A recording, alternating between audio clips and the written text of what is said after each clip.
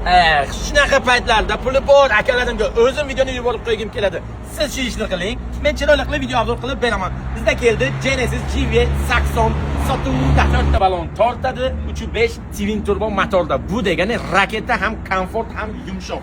Ko'p puli bor dunyo mashhurlari tanlagan Genesisni olishga siz ham shoshiling. Eshikda davodchik bor, pulga tananovka ruxsatlari bor, morda bron-blonga bo'lgan, klaskasi radni qop-qora, panoramali katta bahaybat, morda go'zal. Bunda ablisovkalarda bironta DTB bo'lgan joyi, qirgan-chirgan joylari yo'q. Olasiz faqat gazni bosasiz. Bunaqa holatda har doim ham pulingiz bo'lsa ham sotib ola olmaysiz, chunki sotuvda yo'q. Juda komfort mashina.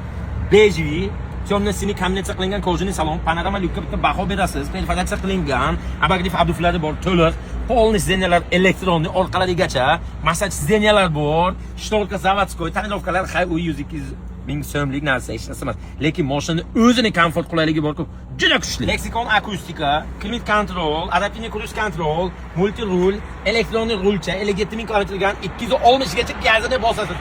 Head-up display, monitor katta bahaybat, tarpetkalar kombinatsiya qilingan, abagli abduf, massaj, davodchik, xullas, polni, shaybali richak, koreyskiy Genesis GV80 mashina benzinda kapot ostida katta maxluq 3.5 twin turbo turibdi. Pul bormi? Bos so'rasiz. To'g'ri, yili 2021, lekin afshifka holatlarga ahamiyat bering. Atigi 57 ming kilometr yurgan deyapman-ku. Bagajda elektronika, bagajning kattaligi bagajda deydigan emas. Mashina 5 kishilik, lekin bagaj ham bahaybat. 22 dyumli diska, Michelin ballonlar zo'r holatda.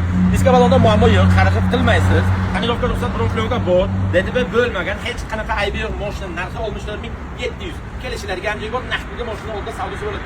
Eng qiziq joyi narx, nasiya, barter, vikup, любой xil kelishlar. Nomer telefon videosida egalardik.